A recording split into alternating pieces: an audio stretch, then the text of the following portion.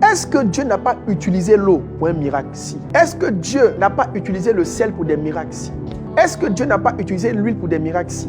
Mais ce qu'il faut dire à tous les chrétiens, que maintenant c'est l'eau qu'on doit boire pour aller au miracle. Le même qui a pris la boue pour ouvrir les yeux d'un aveugle, il a pris la parole aussi pour faire lever un paralytique. Donc parce qu'on a pris la boue pour ouvrir les yeux d'un aveugle, maintenant on crachait dans le sable, fait des tonnes de boue. Et quand tu viens à l'église, maintenant on met...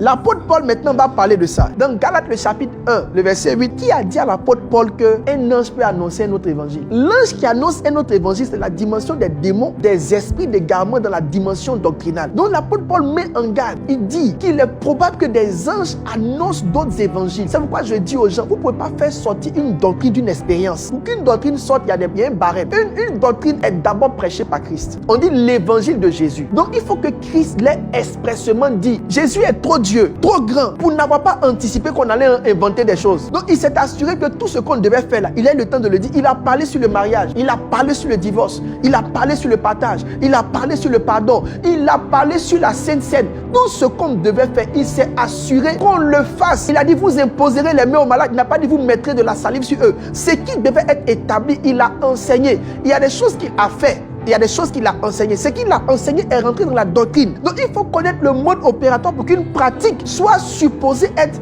une doctrine. Parce que dans la Bible, il y a les pratiques et puis il y a la doctrine. La doctrine est d'abord expressément enseignée.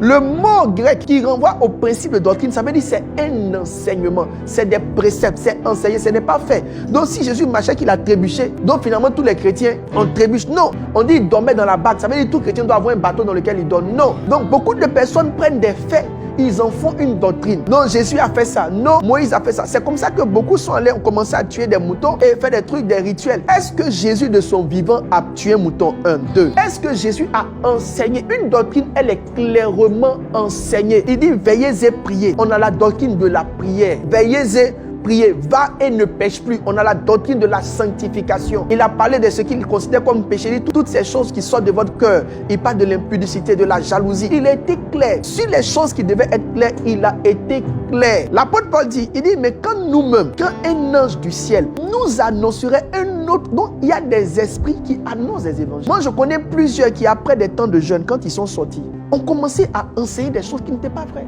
Ce n'était pas vrai, ce n'était pas juste.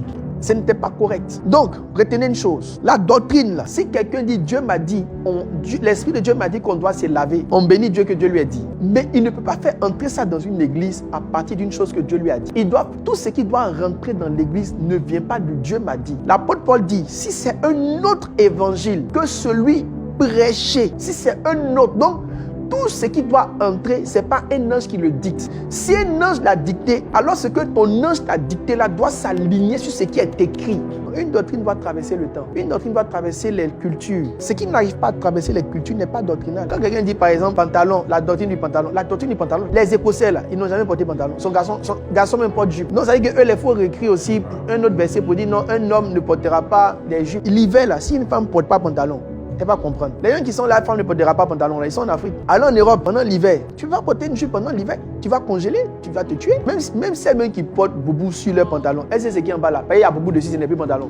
Il y a plein de femmes ici qui portent boubou qui ont tout le temps des collants. Collants là, c'est pas modèle de pantalon. Ce que vous dites là, vous n'arrivez pas à mettre ça dans tous les contextes. Quand tu veux enseigner quelque chose qui ne rentre pas dans tous les contextes, il faut reconnaître que ce qui n'arrive pas à traverser ne peut pas faire office de doctrine. Donc, une doctrine doit pouvoir entrer dans n'importe quel contexte et puis être appliquée. On dit sanctifie-toi là. Tu es blanc, tu es noir, tu es vert. Dans n'importe quel contexte.